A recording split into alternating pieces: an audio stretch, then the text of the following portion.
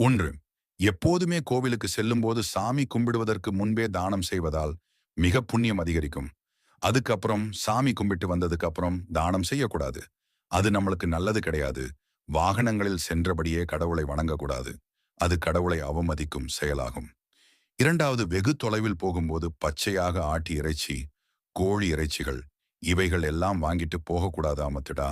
ஐவ உணவகத்தை சமைத்து அசைவ உணவகத்தை கொண்டு போகும்போது 2 வேப்பிலை அடுப்புக்கறி சேர்த்து போகும்போது கொண்டு போக வேண்டும். 3, உங்க வீட்டில் கஷ்டங்களையும் துயரங்களையும் நினைத்து கண்ணீர் விட்டு அழுது கொண்டே இருப்பது, புலம்புவது, இதுக்கு பேர்தான் தரித்திரம். மற்றொரு பக்கத்து வீட்டு பெண்கள் உங்கள் வீட்டுல வந்து அவங்க வீட்டில் உள்ள கஷ்டங்களை நினைத்து உங்களிடம் சொல்லுவது, அதுவும் தரித்திரம். 3, உங்க வீட்டில் கஷ்டங்களையும் துயரங்களையும் நினைத்து கண்ணீர் விட்டு அழுது கொண்டே இருப்பது, புலம்புவது, இதுக்கு பேர்தான் தரித்திரம். மற்றொரு பக்கத்து வீட்டு பெண்கள் உங்கள் வீட்டில் வந்து அவங்க வீட்டில் உள்ள கஷ்டங்களை நினைத்து உங்களிடம் சொல்லுவது, அதுவும் தரித்திரம். 4வது, மற்றொரு விஷயம் அழுக்குத்த துணிகளை மூளைக்கு மூளைக்கு போடுவது, குப்பைகளை மூளைக்கு மூளைக்கு குவித்து வைப்பது, சாதத்தை நொந்து போக விடுவது, இதனால் தான் நம்மளுக்கு தரித்திரம் வந்து சேரும். இப்படி யாரும் தயவு செய்து செய்யாதீர்கள். 5, பெண்கள் முடி வெட்ட நினைப்பவர்கள் வளர்பிறை அன்று வெட்டுங்கள். அன்றைய நாள் வெட்டினால்தான் அடுத்து முடி வளர்ச்சி அதிகரிக்கும். ஆண் பெண் இருவருமே முடிவெட்டக்கூடா. நாள் என்ன நாள் தெரியுமா? அமாவாசை, பௌர்ணமி, பிறந்த கிழமை, ஏகதாசி, விசேஷ நாட்கள், வெள்ளி, செவ்வாய்க்கிழமை இதை தவிர்த்து மற்ற நாள் முடிவெட்டலாம். 6, பிரம்ம முகூர்த்தத்தில் இருந்து விளக்கை ஏற்றி வழிபட்டால் நீங்கள் மனதில் நினைத்தது வேண்டுதல் எதுவாக இருந்தாலும் உடனே நிறைவேறும்.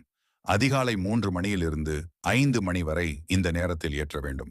பிரம்ம முகூர்த்தத்தில் எழுந்து விளக்கு ஏற்றும் பொழுது குளித்த பின்பு வாசலி தண்ணீர் தெளித்து கோலமிட்டு அதன் பிறகுதான் விளக்கை ஏற்ற வேண்டும். 6, பிரம்ம முகூர்த்தத்தில் இருந்து விளக்கை ஏற்றி வழிபட்டால் நீங்கள் மனதில் நினைத்தது வேண்டுதல் எதுவாக இருந்தாலும் உடனே நிறைவேறும். அதிகாலை 3 மணியிலிருந்து 5 மணி வரை இந்த நேரத்தில் ஏற்ற வேண்டும். பிரம்ம முகூர்த்தத்தில் எழுந்து விளக்கு ஏற்றும் பொழுது குளித்த பின்பு வாசலி தண்ணீர் தெளித்து கோலமிட்டு அதன் பிறகுதான் விளக்கை ஏற்ற வேண்டும். 8, பொதுவாக எல்லோரும் இதை தெரிந்து கொள்ளுங்கள். எந்த ஒரு பொருளும் வீட்டில் இல்லை இல்லை என்று சொல்லக்கூடாது. ஒரு பொருளை வாங்கிட்டு வாங்கன்னு சொல்லுங்க, அது இல்லை, இது இல்லைன்னு எதையும் சொல்லாதீங்க. நம் வீட்டில் செல்வம் அப்புறம் இல்லாமல். 9வது, ஆனகளசாமி கும்பிடும் போது தோளில் துண்டு போட்டு சாமி கும்பிடக்கூடாது. இடுப்பில் துண்டு கட்டி தான் சாமி கும்பிட வேண்டும். பெண்கள் சாமி கும்பிடும் போது முந்தானையை தொங்கவிட்டு சாமி கும்பிடக்கூடாது. முந்தானையை இடுப்பில் கட்டிவிட்டு சாமி கும்பி வேண்டும். சுடிதார் என்றால் துப்பட்டாவை முன்னாடி தொங்கவிட்டு தான் சாமி கும்பிட வேண்டும். 10, எந்த ஒரு குபேந்திர பொம்மையும் கடையில் வாங்கும் போது குபேந்திரன் உட்கார்ந்தபடி பார்த்து வாங்க வேண்டும். அப்படி வாங்கினால்தான் நம் வீட்டில் செல்வம் நிலைத்து நிற்கும். குபேந்திரன் பொம்மை வீட்டில் அதிர்ஷ்டத்தை தரும், துரதுஷ்டத்தை நீக்கும். 11, பெண்கள் எப்பொழுதும் கோவிலுக்கு செல்லும் போது வீட்டில் உள்ள சாமிகளை கும்பிட்டு விட்டு தான் கோவிலுக்கு செல்ல வேண்டும். கருப்பு துணியை கோவிலுக்கு செல்லும் போது அணிந்து செல்ல வேண்டாம். 12, தை அமாவாசையில் நம் முன்னோர்கள் வழிபாட்டிற்கு ஒருவர் தலைவிதியா மாற்றக்கூடிய சக்திதான் தை அமாவாசையில் உண்டு.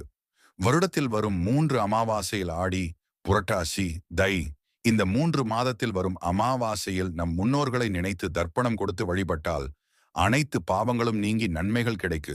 13வது, தை மாதத்தில் வரும் அமாவாசையில் நம் முன்னோர்கள் ஆசி வழங்கிவிட்டு மீண்டும் பித்ருலோகத்திற்கு மீண்டும் திரும்பி செல்லக்கூடிய நாளாகும் தை அமாவாசை. 14, துடைப்பம், கிழிந்த துணிகள், பழைய துணிகள், கத்தரிக்கோல், கத்தி, ஊசி இவையெல்லாம் கொடுக்கக்கூடாது.